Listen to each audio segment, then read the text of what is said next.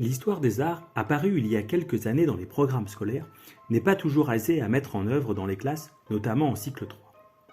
Le patrimoine architectural est généralement peu abordé du fait de l'impossibilité de visiter les nombreux sites d'une richesse et d'une variété immense.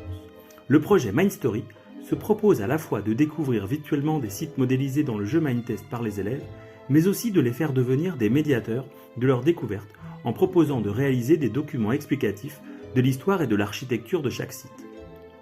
Depuis 2019, près de 20 sites ont été modélisés par les élèves couvrant toutes les périodes historiques, comme la citadelle de Besançon, le palais du Louvre ou les cathédrales de Reims, Zurich ou Paris. Durant l'année, chaque classe va visiter le site historique et récolter de nombreuses informations sur son origine, son histoire, son architecture ou son usage. Puis les élèves doivent rédiger une fiche de présentation historique du site à la manière d'un médiateur et une fiche de présentation architecturale.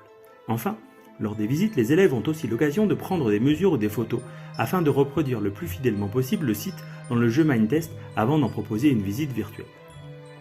Ce projet transdisciplinaire permet donc de travailler concrètement des compétences en français, maths, histoire, géographie. Au final, chaque classe réalise la modélisation à l'échelle 1 du site et des parcours de visite sont intégrés sur le serveur du jeu afin de rendre cette frise immersive du patrimoine accessible sur demande à tout le monde. Il suffit dès lors de se déplacer à sa convenance dans les 3 dimensions pour découvrir ou redécouvrir des sites existants ou ayant existé au fil des siècles. Chaque année est organisée une rencontre des classes participantes afin que chacun puisse présenter ses recherches, ses travaux et sa modélisation d'un site.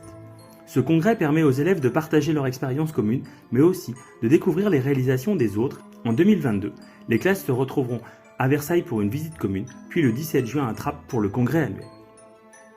Il sera possible d'en apprendre plus sur les réalisations en cours. C'est ainsi 14 classes d'élémentaire et d'autres du collège qui sont actuellement en train de travailler, des classes venues de toute la France et d'établissements français à l'étranger.